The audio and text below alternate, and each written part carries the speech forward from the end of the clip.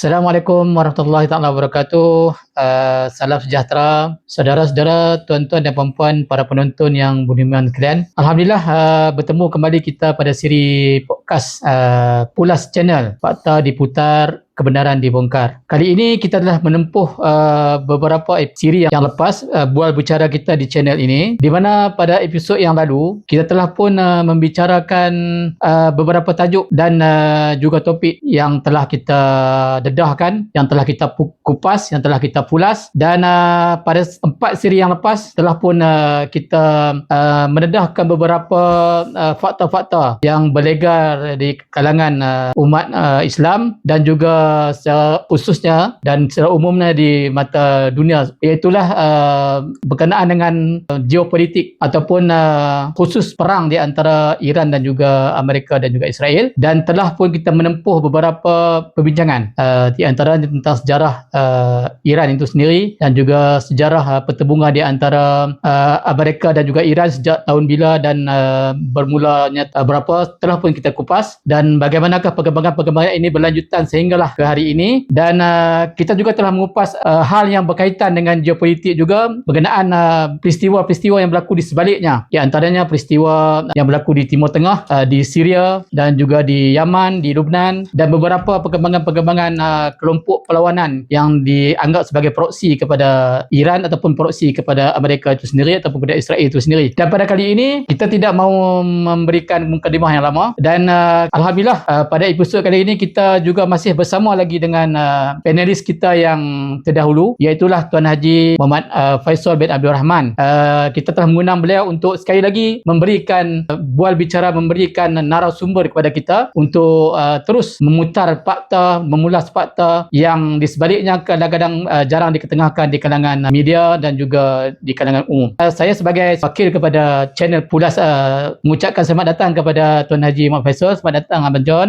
Lebih kita kenali sebagai Abang John lah. Dan pada kali ini alhamdulillah terima kasih Abang John kerana sudi datang buat kali yang kelima kita. Kali kelima, dan beliau memberikan masa sepenuhnya pada kita pada kali ini. Walaupun kita telah tertunda lebih kurang 2 minggu untuk kita bersiaran, alhamdulillah kita juga ada beberapa list panelis yang lain, tetapi kita masih lagi berkehendak kepada buah fikiran dan juga pandangan-pandangan daripada Tuan Haji lah. Dan pada kali ini kita akan lebih berbicara tentang persoalan realiti yang berlaku pasca perang di antara Iran dan juga Amerika dan juga Israel inilah. Kita telah pun melihat bahawa perang ni sudah berlanjutan yang kemudian ini lebih kurang beberapa bulan. Tercetusnya perang lebih kurang dari setahun yang lepas, dan sekarang dikatakan berlaku genjatan senjata. Jadi ini yang akan kita bahaskan. Istilah genjatan senjata tu yang disebut Iran dan juga AS telah pun bersetuju, ada mengatakan bahawa perbincangan berlaku di Islamabad lah, banyakkan di Pakistan lah, yang menjadi orang tengahnya untuk mengatur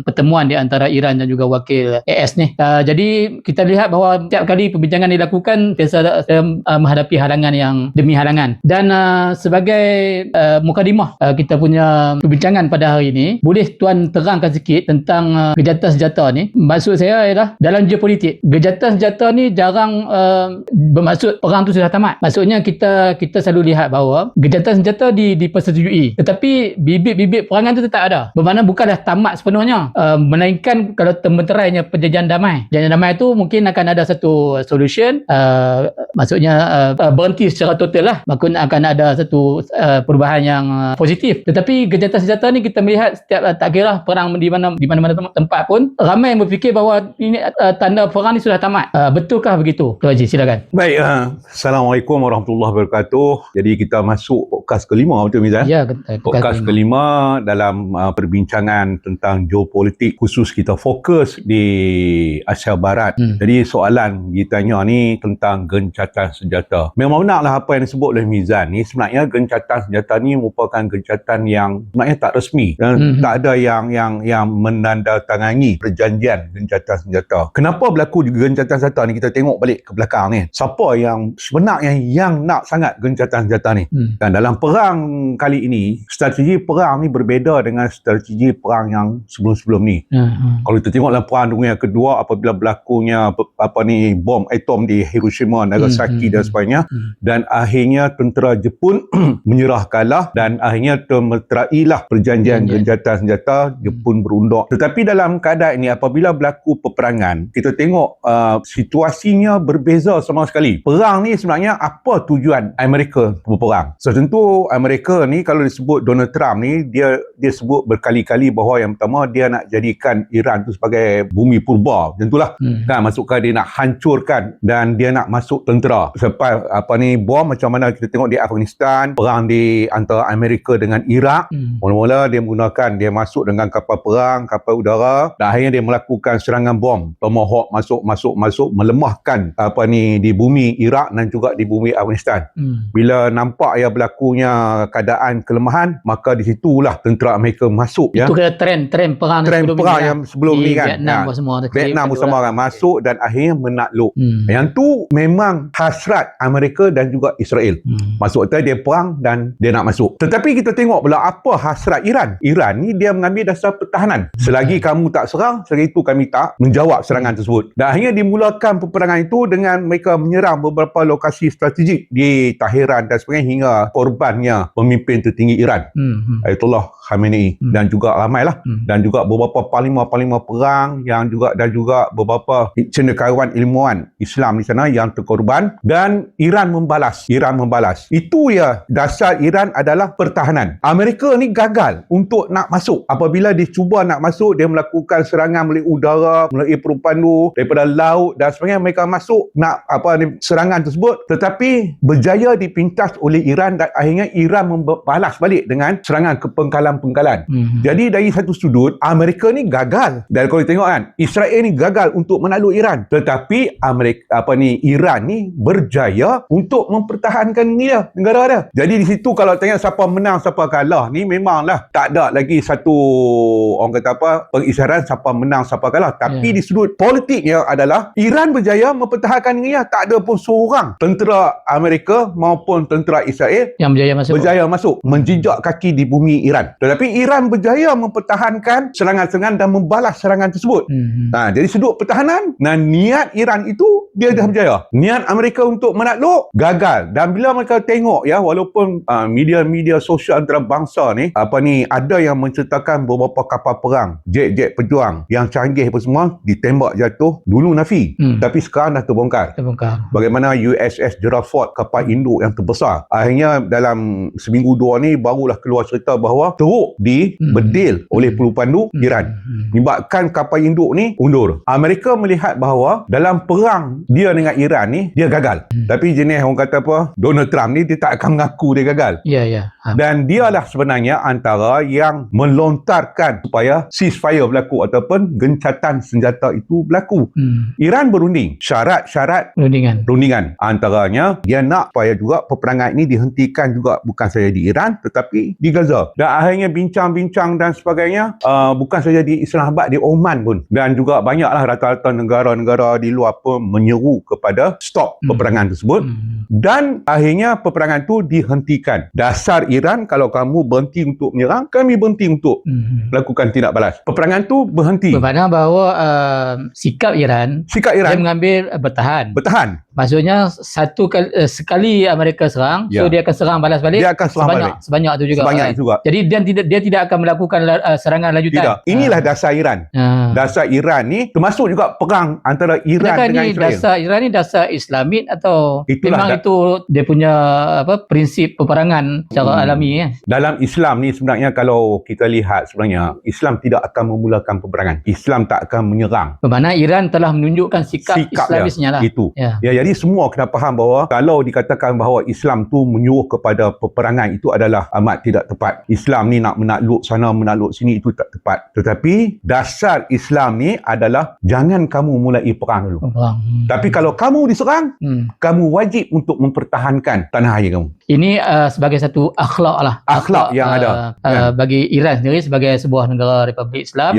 Dan tak kira lah sama ada musuh-musuh Iran sendiri mengatakan sebaliknya, tetapi mereka sudah menunjukkan satu sikap, satu akhlak yang mencerminkan keislaman itu sendiri ya. Itulah yang kita katakan bahawa apa yang dilakukan oleh pihak Iran ini, dia telah mencerminkan satu akhlak Islam yang sebenarnya kan, dan dia pun tidak pernah memulakan serangan kepada mana-mana jadi pihak.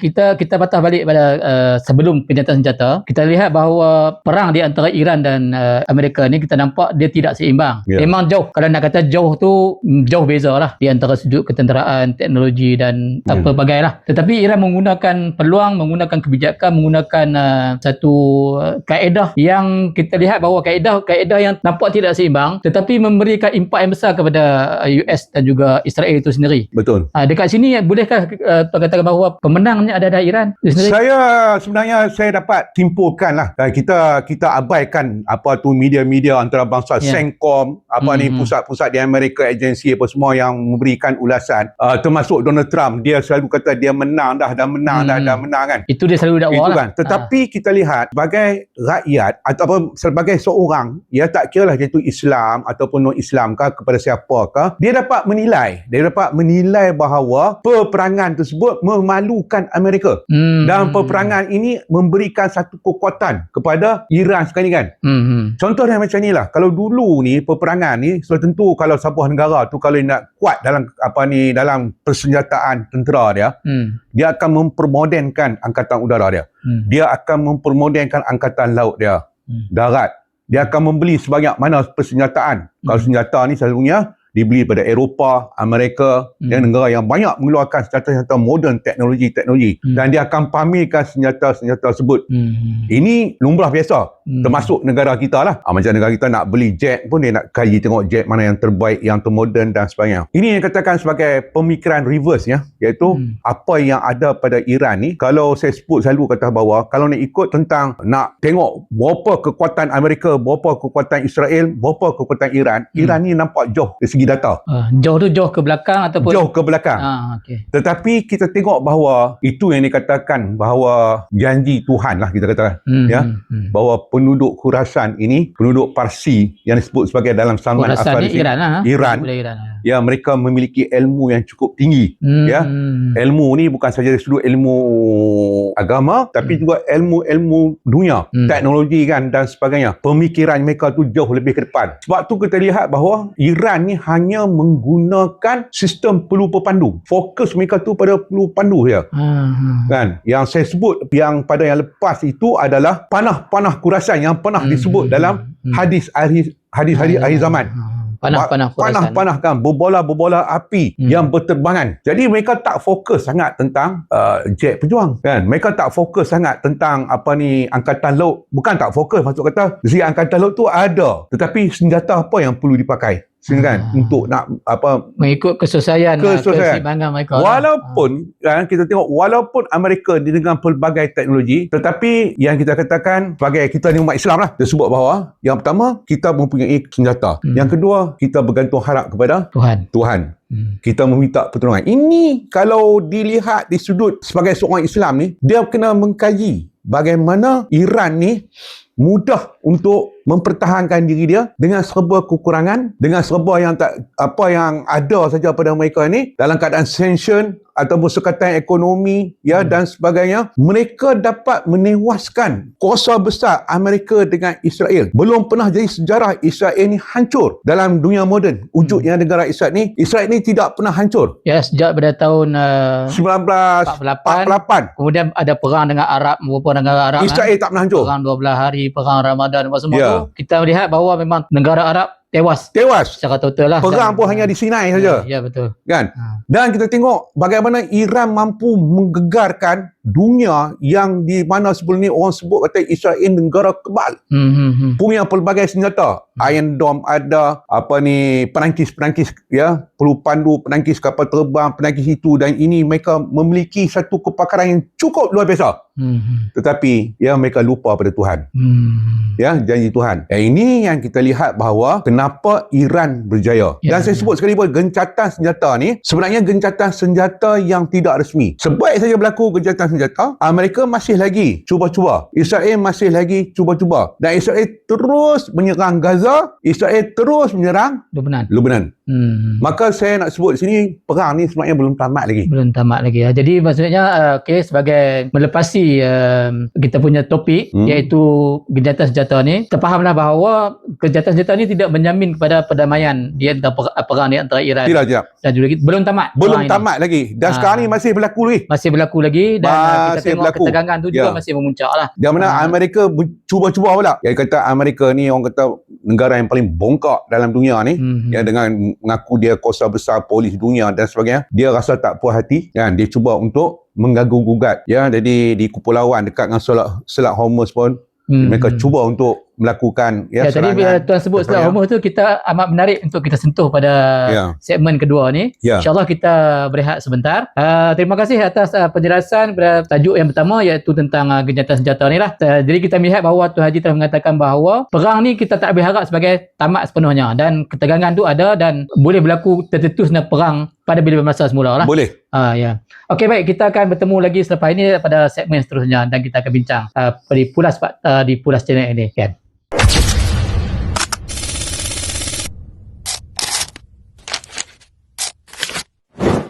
Assalamualaikum warahmatullahi wabarakatuh. Bertemu kita kembali dalam segmen yang seterusnya. Pada segmen yang kedua ini kita akan meneruskan lagi bual bicara dan juga pulas fakta kita bersama kita dengan Tuan Haji Muhammad Faisal Abdul Rahman selaku panelis ataupun narasumber kita pada hari inilah. Dan kita akan melanjutkan lagi perbincangan dan soalan-soalan kepada beliau sekitar tentang perang di antara Iran dan juga Amerika Israel ini yang masih lagi berlanjutan. Tadi kita telah mendengar tentang bagaimana telah beliau menyentuh tentang apakah itu disebut sebagai ceasefire lah ataupun gencatan senjata, dan secara umumnya beliau telah memberitahu bahawa gencatan senjata ini tidak memberikan jaminan bahawa ia akan menamatkan konflik secara sepenuhnya dan akan berlaku perang pada bila-bila masa saja. Ini standard lah. Dan menarik untuk meneruskan perbincangan kita, persoalan kita, topik tentang selalu kita dengar. Dulu ni mungkin orang tak berapa familiar dengan nama tersebut, Selat Hormuz. Jadi Selat Hormuz, Tuan Haji, ini sekarang telah menitir di bibir seluruh dunia, termasuklah para petani, para peniaga, cendekiawan daripada atas hinggalah ke bawah masyarakat dunia. Kalau kita ni di Malaysia ada standard B40, T20 dan sebagainya lah, mengenal, menitir diri mereka tentang Selat Hormuz. Mereka melihat bahawa kerana Selat Hormuz ni lah menyebabkan tekanan dunia mula terasa. Kerana di situ kita melihat bahawa berlakunya laluan dagang ekonomi dunia, disebut juga sebagai jantung ekonomi dunia lalu di situ, sehingga disebut sebagai laluan utama minyak lah, dan juga laluan utama barang-barang yang lain, kepulan-kepulan yang lain, dan dia menjadi nadi ekonomi lah di Selat Hormuz ni. Kerana daripada Selat Hormuz tu lah akan menjimatkan segala kos. Kalau tak lalu Selat Hormuz, dah tentu kos akan naik berganda-ganda lah. Jadi Iran menguasai Selat Hormuz, dan kerana Selat Hormuz itu terletak di wilayah Iran, jadi boleh tuan sentuh sikit apabila berlakunya perang ini, secara tak langsung kita melihat bahawa dunia kebanyakan memang menyalahkan tindakan Amerika. Kerana sebelum ni Selat Hormuz tidak terjadi apa-apa pun, tidak ditutup, tidak diganggu, tidak diapa, dan tidak ada tol pun. Sekarang nak lalu kena ada tol dah, barulah lepas laluan kapal-kapal ni. Jadi boleh tuan sentuh sikit tentang Selat Hormuz lepas pasca perang antara Iran dengan Amerika ni. Baik, kalau cerita tentang Selat Hormuz, betul lah yang moderator sebut bahawa Selat Hormuz ni jadi nama yang begitu popular bila mula perang sampai habis perang. Sekarang ni Selat Hormuz ni adalah disebut sebagai leher botol minyak dunia. Di situlah ya katakan sumber minyak utama dunia, bukan saja di negara Arab tapi di seluruh dunia lah. Di blok-blok dunia lain pun semua sumber-sumber minyak ni keluar daripada kawasan Hormuz lah. Ya, di situlah adanya Qatar, di situnya adanya Kuwait, di situ adanya dengan negara Arab yang mengusahakan minyak, dan melalui minyak itu, melalui Selat Hormuz itulah minyak tu dihasilkan dan dikeluarkan, diproses, dikeluarkan untuk bekalan. Jadi Iran Selat Hormuz ni ke laluan utama lah. Laluan utama. Tak ada cara lain lah. Tak ada cara lain. Kena lalu pipe. Okay, kalau kan, tapi benda tu agak mustahil. Okey, ya. Baik, memang sebenarnya sebelum ni kita dengar bahawa Iran telah berkali-kali memberi ancaman untuk menutup Selat Hormuz sekiranya Amerika ataupun mana-mana pihak cuba untuk mengancam Iran. Namun demikian, pihak Amerika ni maupun Israel, dia melihat hanya dia kata Iran ni kalau kita kata gempak main ugut-ugut, tak mungkin Iran dapat melakukan semua tu, kerana yang saya sebut tadi, mereka hanya melihat data, ya kalau selat ni ada laut, data tentera laut Iran tidak mampu untuk menguasai Selat Hormuz. Baik, apabila berlakunya peperangan, Iran terus mengeluarkan tindakan menutup Selat Hormuz dengan strategi mereka memasang periuk api dan sebagainya, dan mana-mana kapal, tak kira kapal tu daripada Amerika ke ataupun daripada mana, mereka akan kawal, ya, daripada Israel yang ada kepentingan Amerika dan Israel, mereka akan kawal, dan mereka tak pergi masuk, yang duduk dalam tak boleh keluar. Tiba-tiba dengan menutup Selat Hormuz minggu saja, kita tengok apa berlaku. Seluruh dunia, satu dunia kucak-kacir termasuk negara kita. Ya, kita tengok sekarang ni harga diesel yang begitu melonjak, ya. Itu adalah tindakan daripada menutup Selat Hormuz. Di mana-mana kapal ni nak keluar tu mesti mendapat kebenaran daripada Iran. Alhamdulillah yang kita tengok kapal Malaysia dapat kebenaran. Tetapi negara-negara yang bergantung harap kepada Amerika dan juga Israel dan juga sekutu-sekutu mereka ni, kapal tu tak dibenarkan masuk.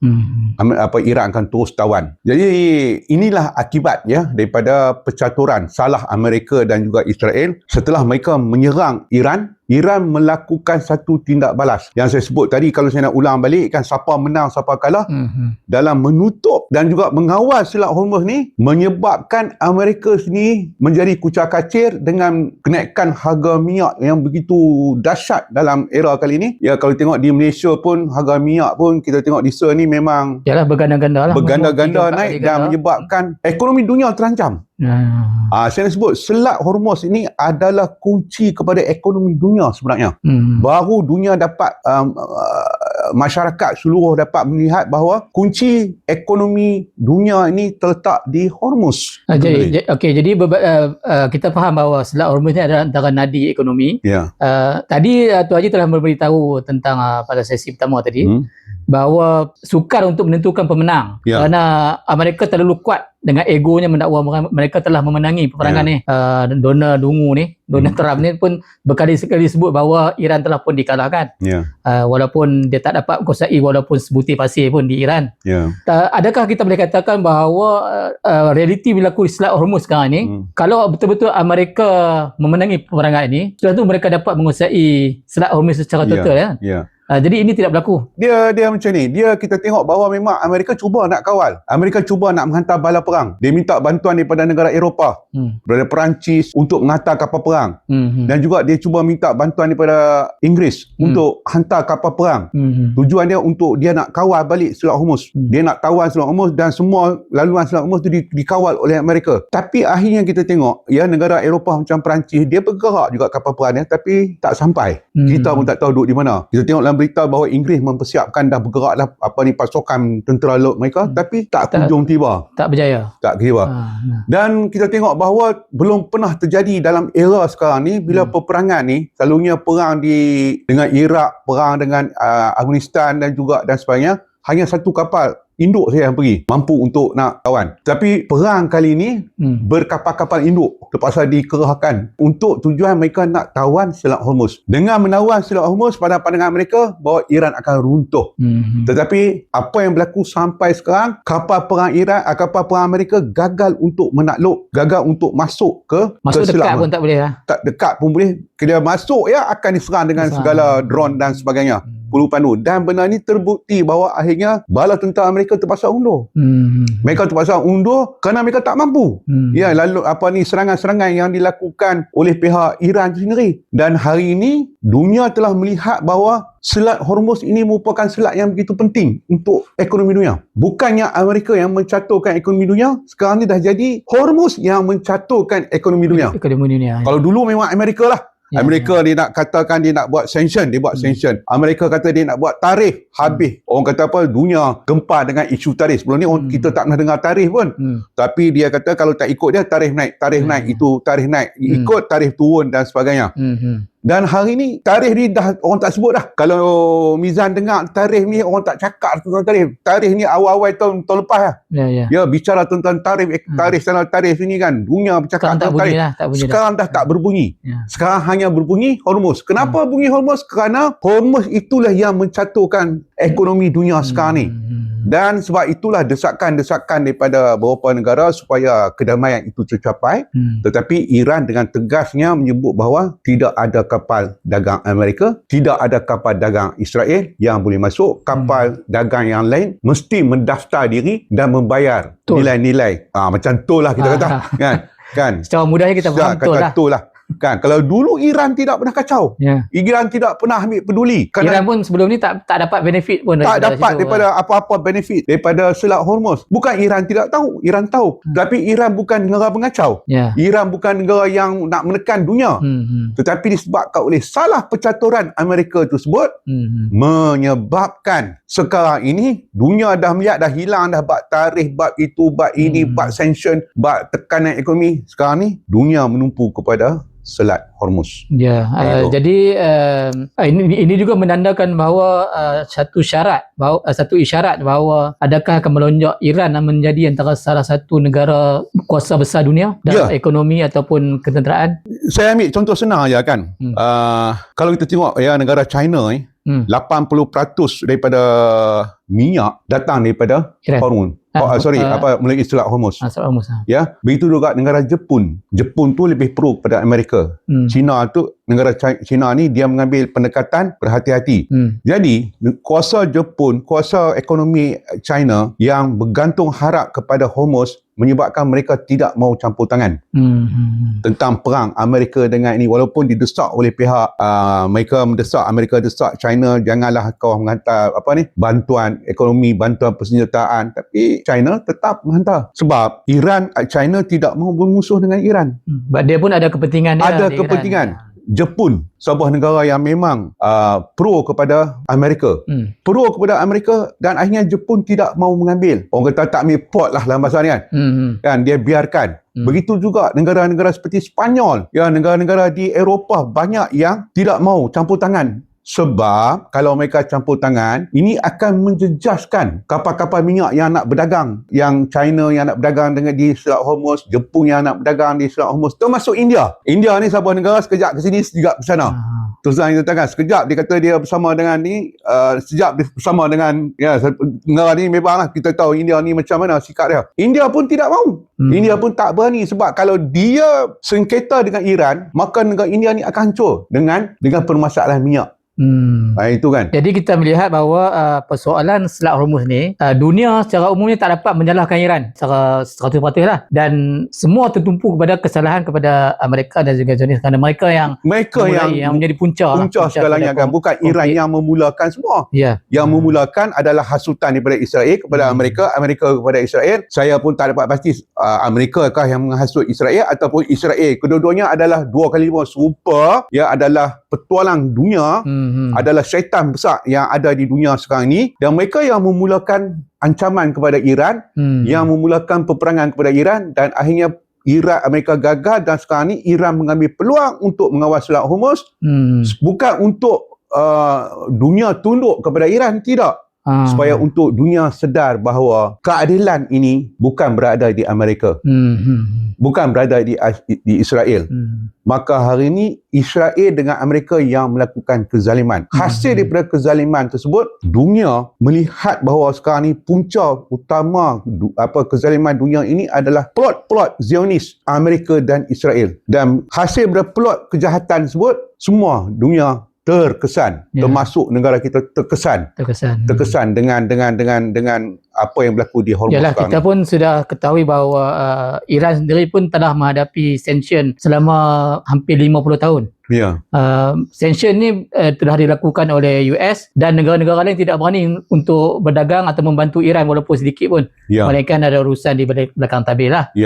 Kena pandai-pandai lah untuk nak berurusan dengan Iran. Tapi hanya kerana Iran cekak sikit saja Selat Hormuz, maka satu dunia menghadapi masalah. Tapi kita lihat bahawa itu tidak tidak seimbang lagi berbanding apa yang telah dilalui oleh Iran kan. Dan kita setujulah seperti mana yang Tuan Haji sebut bahawa ini akan melonjakkan Iran sebagai salah satu antara kuasa terbesar dunia tanpa mereka mengugut mana-mana negara ataupun mereka memeras mana-mana negara, kerana ini mereka mempertahankan hak mereka lah. Dan di masa yang sama mereka menunjukkan kekuatan-kekuatan mereka untuk bertahan. Ya, betul. Dan terima kasih atas ulasan tentang tajuk segmen kita pada kali ini, iaitu tentang Selat Hormuz.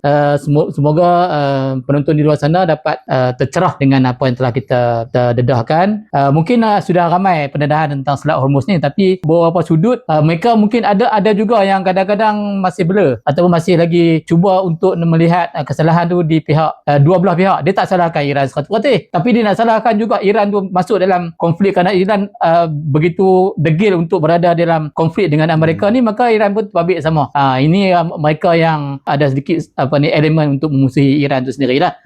Dan kita akan lanjutkan lagi pada segmen seterusnya. Ada satu lagi pembahasan yang akan kita lanjutkan pada segmen yang ketiga. InsyaAllah kita bertemu lagi.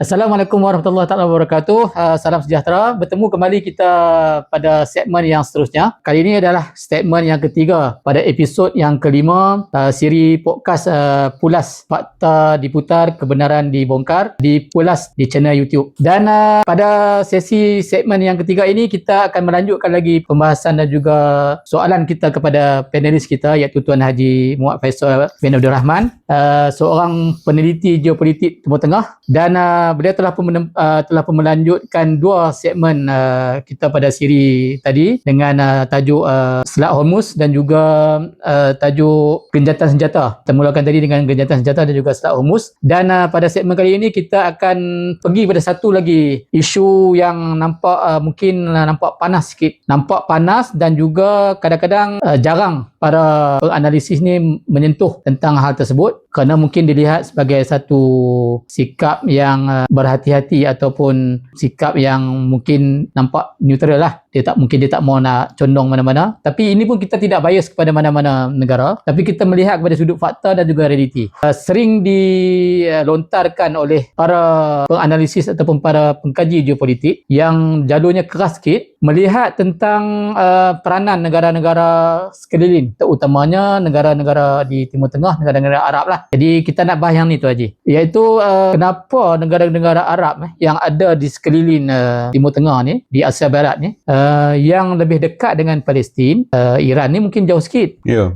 Yang patutnya negara-negara inilah menjadi pelindung kepada negara Islam yang tertindas seperti Palestin sejak daripada puluhan tahun yang dulu. Tetapi mereka ini dilihat seolah-olah macam mengkhianati Palestin dan umat Islam. Ini kita lihat dari sudut negara secara pentadbiran ataupun pimpinannya, bukan rakyatnya. Kita lihat secara jelas bahawa sikap di antara pemimpin negara yang mewakili negara tu dengan rakyat mereka tak sama. Sebab contoh kita lihat Jordan. Rakyat Jordan boleh katakan majoriti penyokong kuat Palestin. Dan mereka juga tidak sehaluan dengan pemerintah di dalam menangani hal-hal Palestin. Begitu juga di Mesir. Kita lihat tidak semua masyarakat ataupun rakyat negara itu bersama dengan pemerintah di dalam menunjukkan sikap. Semua boleh katakan majoritinya menunjukkan simpati, bahkan menekan pemerintahnya untuk lebih kuat membela Palestin, dan banyak sehingga berlakulah rusuhan dan pelbagai lah. Jadi kenapa sikap negara-negara ni dilihat sebegini? Mungkin Tuan Haji boleh perjelaskan sedikit. Okey, baik Mizan. Apa ni? Cerita ni panjang. Kita kena tengok dulu daripada sejarah awal sikit, baru kita nampak jelas bagaimana peranan negara Arab. Kalau kita tengok tahun 1948 apabila berlaku perang Arab Israel, di mana negara Arab yang terlibat untuk sengketa dengan Israel ini adalah Mesir, Jordan, Syria, Iraq dan Lebanon. Itu jelas. Mereka ni menunjukkan tentangan kepada Israel itu sendiri. Yalah, mereka pun pernah berlaku perang. Tapi kenapa gagal? Sebab kita tengok satu tindakan, kita fahamlah mesti dia ada misi dia. Sebab apa? Kita lihat apa yang berlaku peperangan antara Arab dengan Israel ni, masing-masing negara dia ada dia punya agenda dia. Kita kata tak ikhlas lah kita kan. Agenda dia. Kalau kita tengok kalau di Jordan ni, kalau kita tengok sempadan Jordan ni dengan tebing barat, West Bank.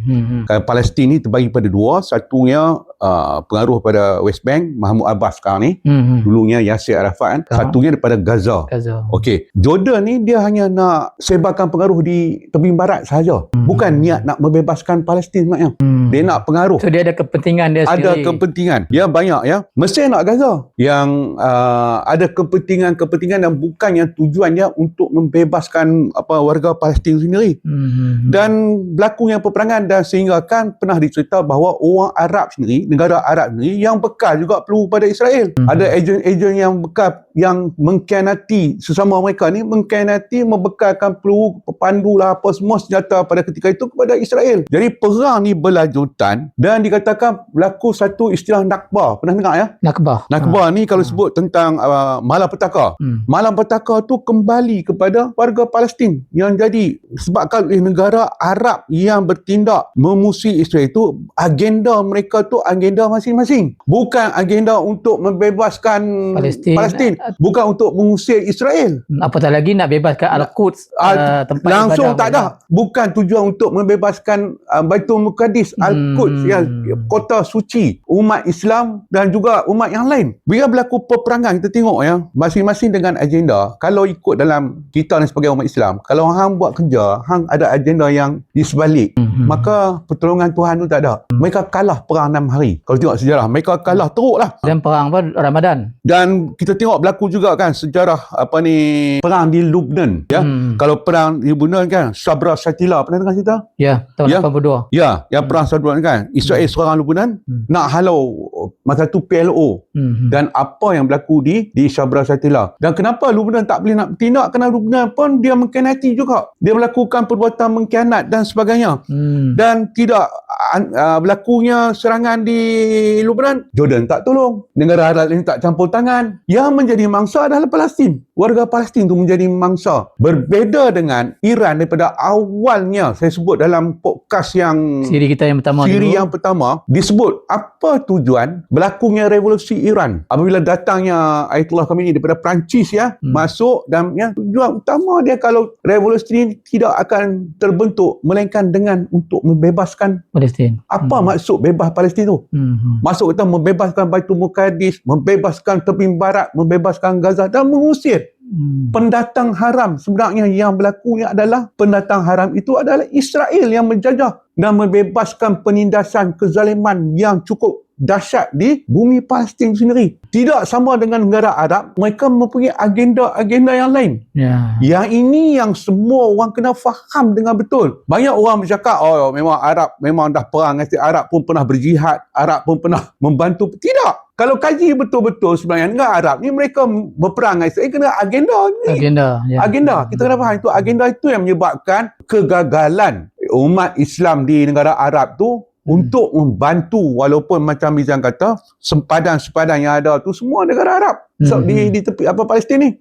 Tetapi mereka gagal kerana niat nawaitu mereka ni adalah nawaitu yang tidak betul, nawaitu yang tak betul. Berbeza dengan Iran. Itu dia untuk membebaskan Palestin keseluruhannya. Ini yang kita tengok, dua keadaan yang berbeza. Kita kena faham betul-betul Arab ni memang tak ikhlas dalam isu perang. Walaupun pernah berlaku peperangan, tapi mereka melakukan peperangan yang tidak ikhlas. Kerana agenda dan juga tujuan mereka juga tidak menjurus kepada pembebasan Palestin. Dan terselit dengan agenda peribadi ya. Terselit dengan agenda peribadi. Kepentingan mereka sendiri. Dan akhirnya apabila ada kepentingan, kita tengok apa berlaku di Golan. Apa berlaku di Gaza. Semua ini dikuasai oleh Israel. Golan ni bumi Syria. Tetapi dikuasai oleh Israel itu sendiri. Kerana agenda yang tak betul. Pengkhianatan sesama Arab Jordan berkhianat dengan Arab Iraq berkhianat dengan Arab Mesir. Bila Arab ni kena serang, Arab ni tak bantu, ya tidak ada kesefahaman. Okey, tadi Tuan Jadi ada sentuh tentang bagaimana pada siri yang lalu juga telah pun disebut tentang bagaimanakah halau tuju dan juga objektif tertegaknya Republik Islam Iran ini pada masa zaman Ayatollah Khamenei, dan tujuan utama adalah untuk membebaskan Palestin. Dan pada masa itu sampailah sebelum berlakunya perang yang kita lihat beberapa tahun ni, masyarakat umat Islam ni masih lagi berprasangka tidak berapa orang kata apa, tak optimis lah. Jadi tidak syak orang sangka bahawa betulkah Iran ni berjuang untuk membebaskan Palestin ataupun dia berlakon saja dengan Israel. Tapi ternyata perang ni berlaku betul. Sehingga mengakibatkan ramai para pimpinannya, petingginya telah syahid, terbunuh, termasuk yang paling besar sekali ialah kematian ataupun kesyahidan Ayatollah Said Ali Khamenei lah. Jadi apa pandangan tuan tentang figure ini? Mungkin tuan boleh cerita sedikit sebagai kita punya penutup pada segmen ni. Figure Ayatollah Khamenei. Ayatollah Khamenei ini. Sekarang ni orang sudah nampak bahawa mereka ni bukan berlakon rupanya. Itu kita katakan naratif. Yang manusia ni selalunya suka mengikut naratif. Apabila berlakunya revolusi, ya kita tengok ya naratif ni disebarkan melalui media. Kalau dulu peringkat awal ni akhbar, radio, TV ya. Lepas tu sekarang ni lebih melonjak ya media-media ni dengan handphone, ya social media, FB, TikTok dan sebagainya. Makin hari makin terbuka media. Kalau satu masa dulu ni naratif ni dicipta untuk memburukkan Iran selepas revolusi. Walaupun Ayatollah Khomeini yang pertama yang mendirikan revolusi kan, naratifnya dicipta dengan pelbagai sudut lah kan, diedit dengan rupa bentuk, diedit dengan kononnya kata-kata, benda yang tak disebut oleh Khomeini dipaparkan, ada kononnya, ya saya tak mau nak ulah lah tentang bab fiqah lah, bab tauhid lah apa semua ni kan. So dimainkan naratif yang jahat. Orang yang main naratif ni ya adalah kalangan agamawan juga, kalangan ilmuwan juga kan, kerana perbezaan sengketa antara mazhab Sunni dengan mazhab Syiah dan juga pendekatan-pendekatan. Ini berlaku selepas revolusi ya. Sebelum revolusi kita tak pernah dengar. Tak dengar. Sebelum revolusi tak pernah kita dengar lah. Semasa Shah Iran memerintah Iran, ya, Pahlavi memerintah Iran, tak pernah kita dengar pun. Ya, tapi masa tu negara-negara lain pun, Iraq sendiri pun majoritinya juga Azerbaijan tu Syiah, lagi kan? Clear Syiah kan, tapi tak pernah lagi orang selepas mengutuk. revolusi dimainkan terus. Selepas revolusi dimainkan. Kita tengok di Azerbaijan Syiah, tapi tak pernah kita dengar berlakunya naratif jahat di sana. Kerana pemerintahan Syiah di Azerbaijan ni dia pro kepada Amerika. Itu kena faham kan. Soal sekarang ni sebenarnya kesilapan agamawan ni dia membuat pecahan ni bergantung kepada mazhab. Sebab tu saya ni sebenarnya dia masuk pangkal lah. Masuk pangkal. Saya pernah, bila saya dah duduk dalam podcast ni beberapa hari lepas ni, ada seorang sahabat datang jumpa saya minum kopi. Saya kata macam ni, kalau kamu nak tahu geopolitik yang betul, yang pertama kamu kena keluarkan dululah. Kalau ada Syiah, keluarkan Syiah. Kalau ada Sunni, keluarkan Sunni. Kalau ada Wahabi, keluarkan Wahabi. Kerana apa? Kerana kita tak mau kita ada yang tu, kita akan memihak. Kalau seorang Sunni, dia akan memihak pada Sunni. Sunni salah pun dia akan memihak pada Sunni. Kalau seorang Syiah pun dia akan memihak. Kalau Syiah salah pun dia akan memihak pada Syiah. Jadi keluar baru kita dapat satu realiti yang sebenarnya. Kan, yang realiti yang sebenarnya. Jadi kita tengok bagaimana perilaku Khomeini memerintah Iran. Lepas tu yang paling selepas tu disambung oleh Khamenei yang memerintah. Yang satu masa dulu Iran ini memang sebuah negara yang agak nampak moderat ya, dengan segi pakaian mereka, dengan segi budaya kan, tapi berubah kepada sebuah negara yang lebih Islamik, nampak ciri Islamik pakaian mereka dan sebagainya. Kalau kita tengok ya, kalau orang mengkaji, kalau seorang yang pengkaji, saya harap dia mengkaji juga kehidupan Khamenei itu sendiri. Ya. Maksudnya kena bongkar jugalah. Kena bongkar kehidupan dia macam mana. Kehidupan maksudnya dia kalau dia nak bongkar tu tak semestinya dia mengikuti akidah sesuatu. Tak payah ikuti. Bukan nak suruh ikuti akidah Khamenei. Tak perlu. Hanya tengok bagaimana perilaku Khamenei ni daripada semasa dia kecil, semasa dia dididik, semasa dia menjadi pelajar, semasa dia menyambungkan pengajian dia ke sana ke sini, semasa dia menjadi tentera, semasa dia menjadi seorang ulama dan juga seorang tentera, dan akhirnya semasa dia mendapat kuasa pemerintahan mutlak kepada dia. Kalau nampak mutlak kan, masuk kata kalau seorang tu, kalau pemerintahan tu dia dapat kuasa, so tentu dia mendapat habuan. Habuan ni macam-macam lah, habuan dunia, habuan itu, habuan kedudukan, habuan kemewahan dan sebagainya. Tetapi kita tengok ya, kehidupan Khamenei tak boleh dilakonkan, tak boleh dibuat secara pura-pura. Ya, hidup dalam keadaan serba rendah, serba nak kata sederhana, di bawah paras sederhana lagi, menyebabkan di situlah timbulnya bibit kasih sayang rakyat Iran kepada Khamenei. Bukan kita kata di Iran ni, kalau kita tengok politik ni juga bergolak. Ya, apabila datang pilihan raya ada puak A, ada puak B, ada puak yang menyokong, ada puak yang menentang dan sebagainya. Tetapi hasil daripada didikan, itu katakan didikan akhlak. Akhlak ni kena mula pada kita dulu. Sebagai seorang pemimpin, akhlak kena bermula daripada kita dulu, baru orang akan ikut akhlak yang baik. Kalau kita tak akhlak baik, kita nak suruh rakyat berakhlak baik, itu akan jadi satu perilaku yang munafik. Tetapi akhlaknya akhlak yang baik, dan akhirnya bila berlakunya isu Amerika nak serang, seluruh warga Iran, tak kira dia ni seorang ulama ke, seorang agamawan ke, seorang moderat ke, ataupun seorang yang memang yang moden, mereka bersatu hati. Mereka bersatu hati, bergabung, yang mempertahankan negara Iran. Kerana apa? Kerana pemimpin mereka. Ya. Tak mungkin kalau Khamenei ini hidup dalam kemewahan, dia mampu melakukan semua ni. Tapi dia hidup dalam sebuah sederhana. Itu yang dituntut oleh Islam. Kamu menjadi pemimpin bukan untuk kamu bertujuan untuk kamu nak mendapat kemewahan, tetapi kamu untuk membentuk akhlak manusia di sana. Dan akhlaknya sudah terbentuk. Dan sampai sekarang ni kalau pengkaji itu yang mungkin negatif kepada dia ataupun positif, cuba dapatkan apakah keburukan Khamenei. Mereka gagal.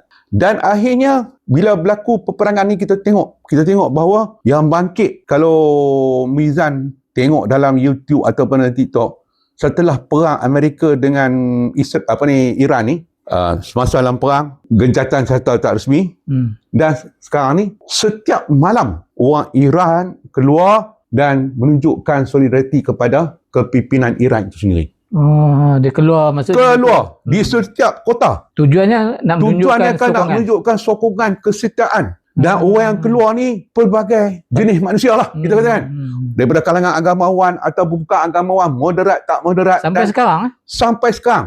Sampai hari ini. Hari ni hari ke-100 berapa, saya tak ingat dah.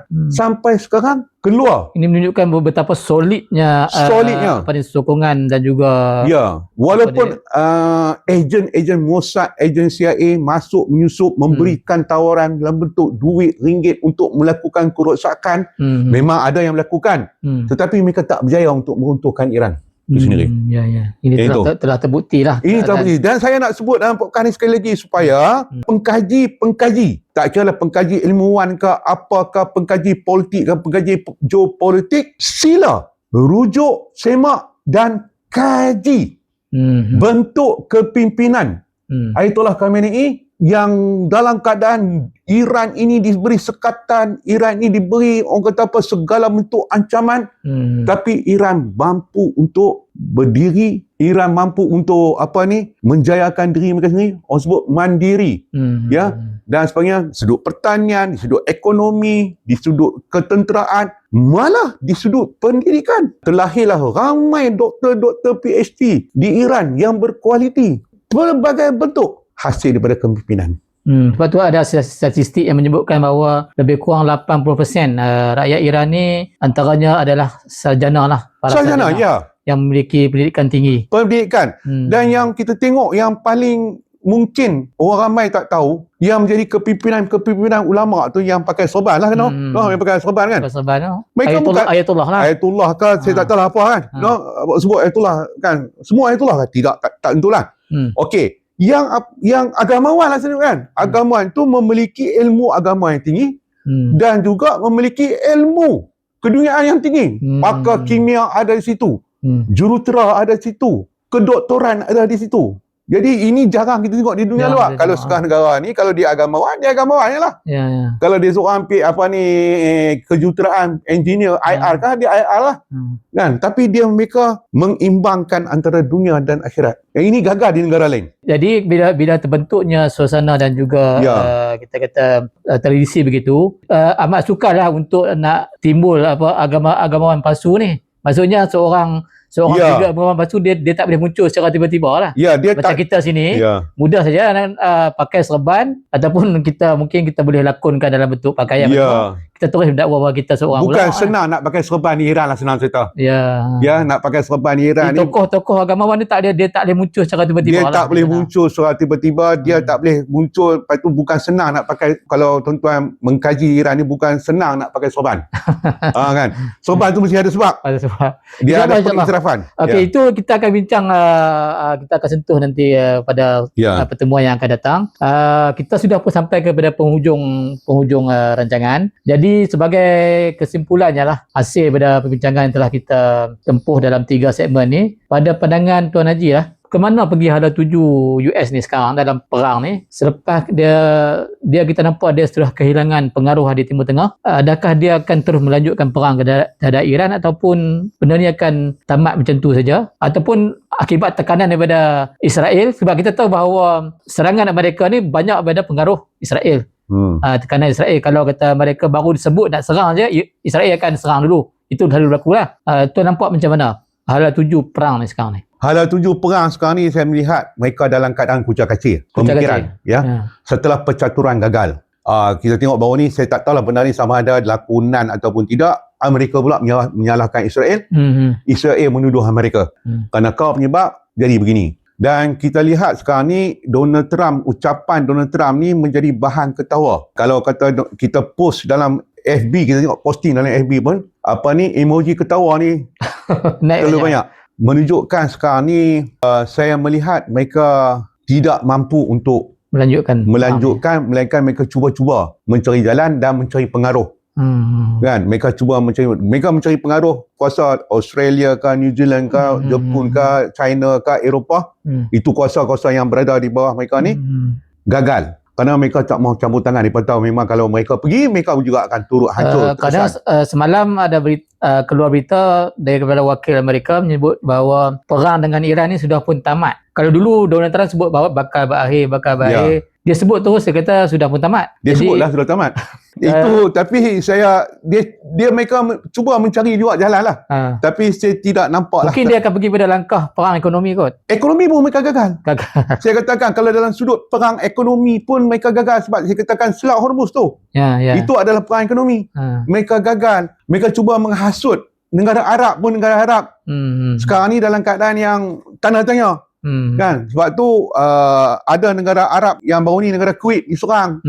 Kan, kerana mereka cuba menggunakan pengkalan Kuwait untuk menyerang kapal di Hormuz tu. Akhirnya Iran membalas, menunjukkan mereka gagal. Di sudut ekonomi, tekanan saya sebutkan sanction pun gagal. Di sudut nak main mata wang pun gagal. Di sudut nak mengadakan sekatan pun sekarang ni, negara-negara besar, kuasa besar pun dah tak hairan dah dengan Amerika. Sekatan kan. Dan kita tengok hubungan dengan Iran ni, negara-negara lain cuba pulihkan, menunjukkan mereka gagal. Jadi mana? Ni akan menunjukkan bahawa ni kejatuhan Amerika ni ini adalah saat kejatuhan Amerika. Ini adalah saat-saat kita tengok Amerika ni hancur dengan Donald Trump yang orang kata kedungguan. Dan akhirnya Donald Trump juga ditentang oleh rakyat Amerika itu sendiri. Dan kita melihat sekarang ni Amerika sedang menuju kehancuran, bukan saja di sudut ketidakpercayaan. Kalau dulu senjata Amerika ni menjadi bahan percaya. Senjata-senjata teknologi sekarang ni orang dah mula meragukan. Kita tengok F-35 35 yang dianggap paling tak boleh dikesan, tak boleh dicabar dan sebagainya, telah pun tercabar. Kan mereka, kita melihat Patriot, Iron Dome, apa semua ciptaan-ciptaan Amerika yang kononnya boleh menangkis segala bentuk, akhirnya gagal. Kan banyak benda lagi lah, persenjataan pun gagal dan sebagainya. Maka sebenarnya yang akan berlaku kalau misalnya kita melihat Amerika sedang menuju kehancuran. Sudut sosial, sudut ekonomi, dan juga sudut politik. Kalau tengok sudut sosial, berlakunya pengangguran, pengambilan dadah rakyat Amerika yang begitu tinggi. Kita tengok dalam di beberapa tempat orang mengambil dadah, pengangguran, dan juga di sudut apa sajalah yang kita tengok. Jadi apabila isyarat telah menunjukkan bahawa Amerika ni sudah bakal menghadapi kehancuran, bermakna entiti Israel, kewujudan Israel juga akan menghadapi hal yang sama. Kerana kepentingan penuh mereka kepada mereka.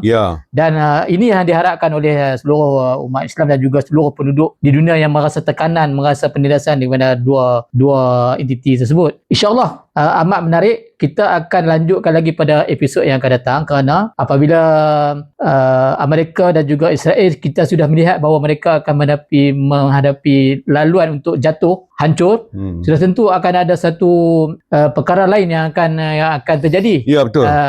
Alternatif lain. Mungkin ada dunia mungkin sekarang sudah meramalkan apa yang akan berlaku, ataupun yang masih terpinga-pinga lepas ni nak jadi apa semua ni. InsyaAllah pada pertemuan akan datang kita akan pulaskan lagi. Mungkin Tuan Haji dapat memberikan pandangan-pandangan supaya kita tercerahkan pada masa hadapan, termasuk kerana kita juga di antara negara yang sentiasa menunggu apa yang akan berlaku, kerana kesan-kesannya kita menghadapi dengan kenaikan harga barang, minyak dan sebagainya tu, kita tidak terlepas daripada hal tersebut. InsyaAllah kita di Pulas Channel pada podcast kali ini, pada siri yang kelima, kita mengucapkan jutaan terima kasihlah kepada Tuan Haji kerana sudi melapangkan masa selama satu sesi selama 1 jam lebih ini, memberikan pandangan-pandangan beliau. Dan insyaAllah pada pertemuan akan datang, jika ada kelapangan, jika ada kesempatan, kita akan menjemput beliau kembali. Mungkin akan ada juga penulis yang lain yang dapat digandingkan bersama beliau. Kita akan bertemu lagi. Terima kasih kepada para penonton. Jangan lupa untuk sahabat-sahabat untuk like, untuk share dan juga untuk subscribe channel Pulas Channel ini, supaya kami dapat menerbitkan lagi siri-siri seterusnya agar kita membongkar perkara-perkara, isu-isu yang terselindung ataupun yang lebih mendalam lagi tentang, terutamanya sekarang ni bertumpu tentang geopolitik Timur Tengah dan isu dunia, geopolitik dunia, dan masih lagi dalam skala perang di antara kuasa Iran dan juga Amerika dan juga Israel. Kita bertemu lagi dan terima kasih kepada yang menonton. Assalamualaikum warahmatullahi wabarakatuh. Sekian. Salam.